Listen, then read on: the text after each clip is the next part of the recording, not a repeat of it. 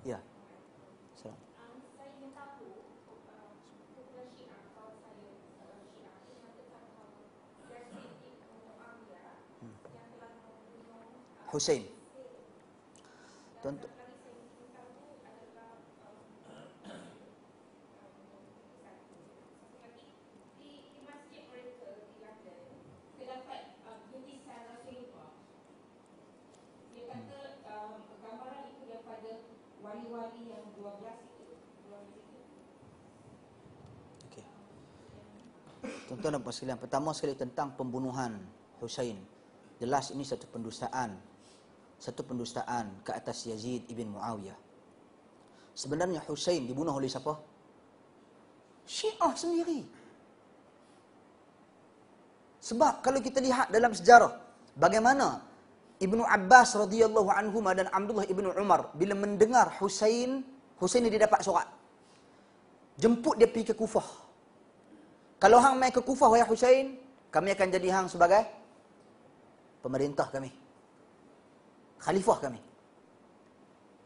Hussein, tuan-tuan dan puan sekalian, bila membaca jemputan ini, surat ini, maka dia pun nak pergi. Ibnu Abbas dan Ibnu Umar bila mendengar kata Hussein nak pergi, dia pergi cari Hussein. Ibnu Abbas khususnya. Pegang Hussein, teriak tak bagi Hussein pergi. Suruh duduk juga, tunggu dalam pemerintahan Yazid bin Muawiyah. Kita tak nafikan berlaku kesilapan, berlaku kezaliman pada ketika itu.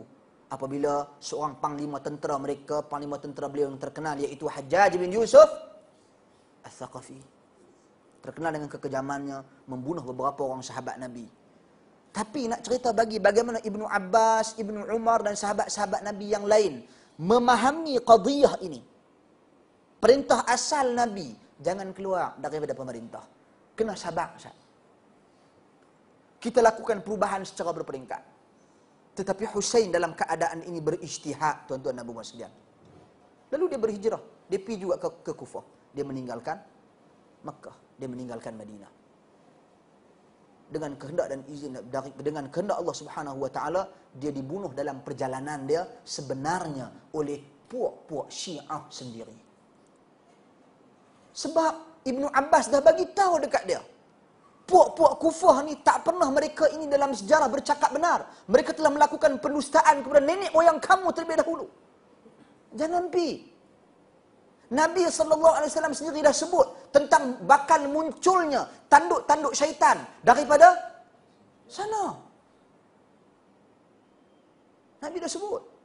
Sebab itu, di antara tentera Dajjal yang bakal muncul bersama-sama dengan Dajjal di akhirat kelak adalah puak-puak Yahudi daripada Asbahan. Asbahan di mana? Mana Asbahan? Iran. Di Iran pada hari ini, masjid-masjid Ahlus Sunnah wal Jamaah ada berapa? Boleh bilang? Nak cari pun payah.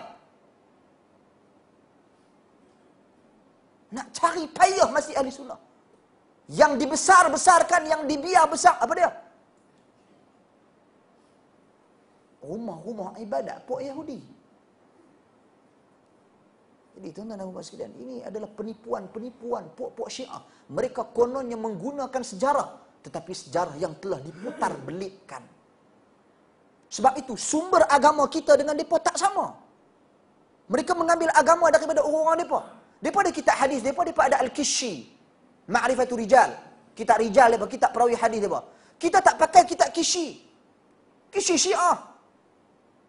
Kita pakai kitab-kitab Rijal Ahli Sunnati wal Jamaah. Kita pakai kitab Al-Imam Al-Zahabi, kita pakai kitab Ibnu Hajar Al-Asqalani, kita pakai kitab Al-Imam Al-Mizzi, kita pakai kitab Ibnu Abi Hatim, kita pakai kitab Imam Ahmad Ibn Hanbal. Kitab-kitab ni yang kita guna.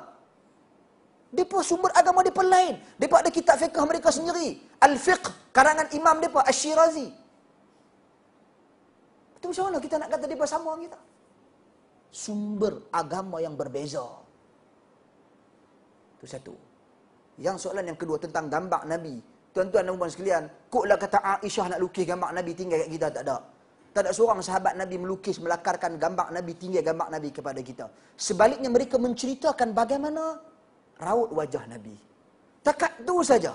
Nama kata gambaran berbentuk lukisan, dalam hadis Nabi SAW telah menyebut, la'anallahu al-musawwirin. La'anallahu al-musawwirin. Allah laknat Al-musawwir ini. Musawwir dalam erti kata orang yang buat bentuk berhala ataupun orang yang melukis makhluk-makhluk yang bernyawa. Jadi benda-benda ni dah ada dalam hadis-hadis Nabi SAW. Sehingga kan di akhirat kelak bagi manusia-manusia yang melakarkan sama ada lukisan ataupun bentuk batu berhala yang bernyawa, apa kata Allah kepada mereka? Ahyu ma khalaqtum. Hidupkanlah apa yang telah kamu ciptakan ini. Jadi kita kena berhati-hati dengan lukisan. Jadi mana mungkin tuan-tuan dan puan sekalian, ia datang daripada Nabi. Sedangkan dalam rumah Nabi sendiri Nabi marah. Nabi suruh keluarkan lukisan-lukisan yang bernyawa daripada rumah baginda SAW. Mana mungkin Nabi bersabda ataupun Nabi mewasiatkan agar gambar Nabi dilukis, membenarkan gambar Nabi SAW dilukis dan diedarkan. Ini semua ajaran-ajaran yang jelas bercanggah dengan Islam. Sebab tu orang duk main gambar-gambar, bukan gambar Nabi saja. Gambar Syekh Abdul Qadir Jilani, gambar kawan ni, gambar wali zaman ni, gambar wali zaman ni. Tuan-tuan dan puan sekalian, ini semua cerita-cerita karut. Sebab bila kita meletakkan gambar ni, seorang yang kita hormati, seorang yang kita sayangi, tuan-tuan dan puan sekalian, dia memberi kesan kepada akidah kita. Apatah lagi kalau si fulan itu orang yang ada pengaruh. Ada pengaruh dari sudut pegangan agamanya. Dia ni tok wali dia ni. Sehingga akan datang suatu hari, nenek moyang cucu-cucu dia akan beriktikad, gambar ni lah masa rumah aku tu terbakar dulu, gambar ni saja yang tak terbakar. Maka gambar ni nak kena letak dalam rumah aku. Tuan-tuan, ada akidah ni ada. Bukan tak ada. Gambar lukisan capal Nabi. Lukisan capal Nabi. Ini cerita 10 tahun lepas. Lukisan capal Nabi itu pun ada orang berakidah. Kalau ditempel, diletakkan di dalam rumah, tak terbakar rumah. Jauh daripada malapetaka. Bukti dia, ada seorang perempuan dengan lukisan ni, dalam majalah tertentu lah. Lukisan ni dia letak dalam rumah, lukisan lakaran capal Nabi, rumah dia terbakar, kawasan tu semua tak terbakar. Ini adalah akidah, tuan-tuan. Tu capal, selipar Jepun. Ini lukisan gambar muka yang menjadi akidah, menyebabkan dalam kepala terbayang-bayang wajah-wajah tersebut. Sebab itu Islam adalah agama yang sadduz zari'ah, yang menutup jalan-jalan yang boleh membawa kepada kemungkaran, kekufuran dan sebagainya. Sebab itu kita pun dalam muamalat pun kita tak boleh berniaga benda-benda yang lebih kurang, tuan-tuan dan sekalian. Kita dilarang contohnya menjual anggur untuk orang nak buat arak. Kita dilarang menjual bunga melok untuk orang Hindu pitok kong depa. Kita juga dilarang menjual ikan arowana untuk Cina-Cina yang nak beriman dengan feng shui. Ini semua tak boleh. Kita memberi satu sumbangan kepada mereka untuk mereka melakukan kemaksiatan, keburukan, syirik, khurafat dan sebagainya. Wallahu a'lam.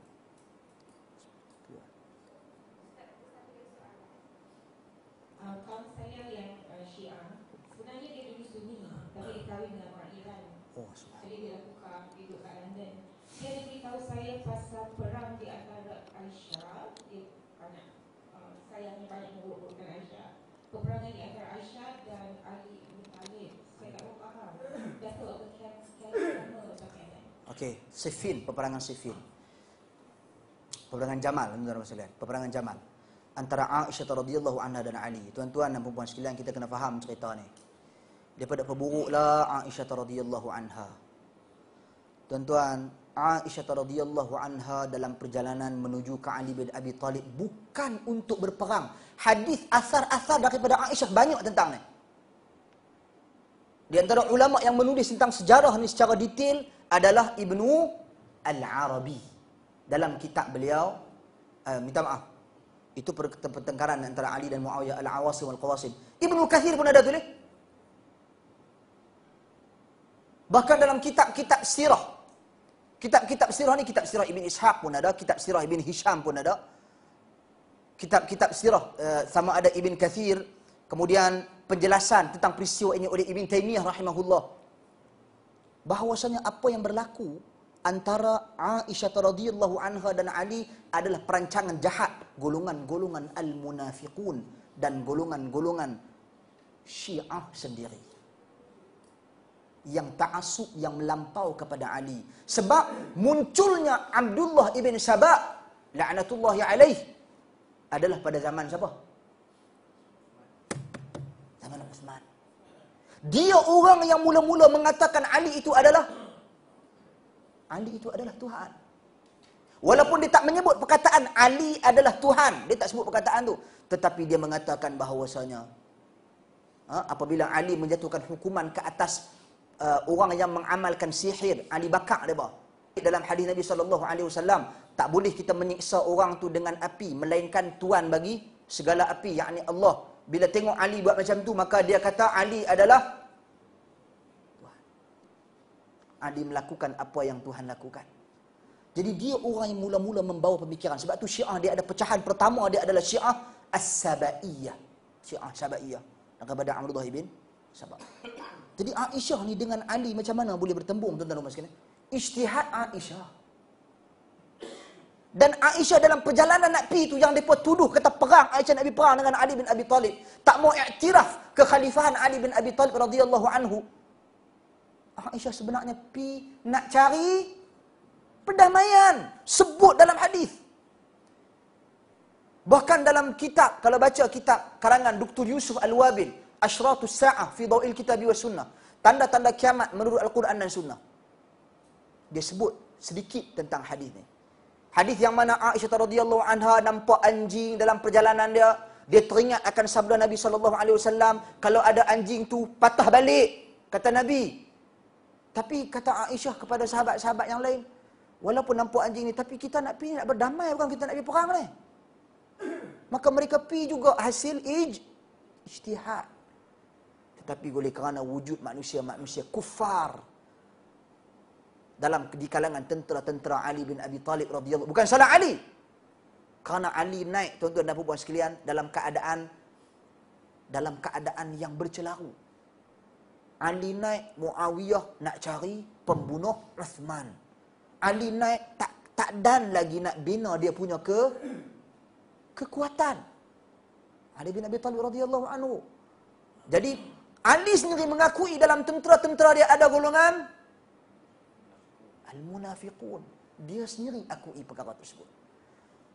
Sebab itu Muawiyah bila dia naik, apa kata dia? Betul apa yang Ali kata dulu. Muawiyah sendiri mengakui. Bila Muawiyah nak cari juga pembunuh Uthman, Ali kata tunggu siapa? Dia kata tak boleh tunggu. Kena cari juga, kena bunuh juga. Darah mesti bayar dengan darah. Bila Muawiyah naik, baru dia faham mengapa Ali bertindak sedemikian rupa. Sebab itu ulama-ulama ahli sunnah, walaupun mereka mengatakan tindakan Ali bin Abi Talib radhiyallahu anhu adalah tindakan yang betul, mereka tak mencerca Muawiyah ibn Abi Sufyan. Mereka tak memaki Muawiyah, tak ada. Mereka kata Muawiyah tersalah dalam ijtihadnya. Berdasarkan beberapa isyarat daripada Nabi SAW, kaum keluarga Nabi bersama-sama dengan orang yang benar, yakni bersama-sama dengan Ali bin Abi Talib radhiyallahu anhu.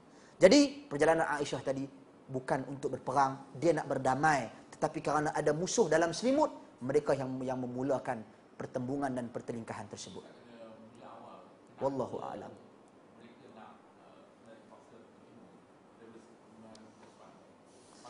Cerita dia panjang, saya rasakan.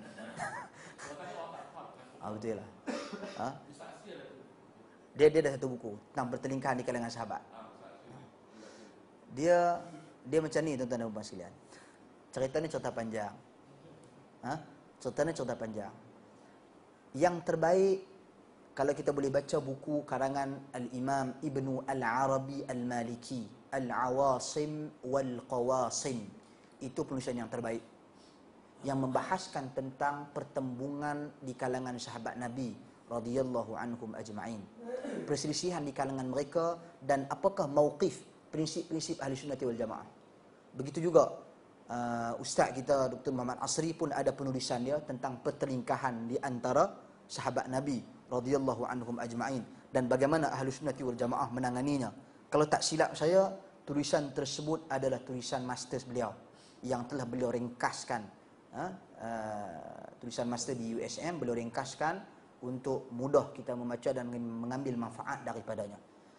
Jadi biar kita faham apa sebab berlaku pertelingkahan seperti ini, agar kita tidak tergolong di kalangan golongan yang mencerca, mengkritik sahabat Nabi radhiyallahu anhum ajma'in sewenang-wenangnya. Wallahu a'lam.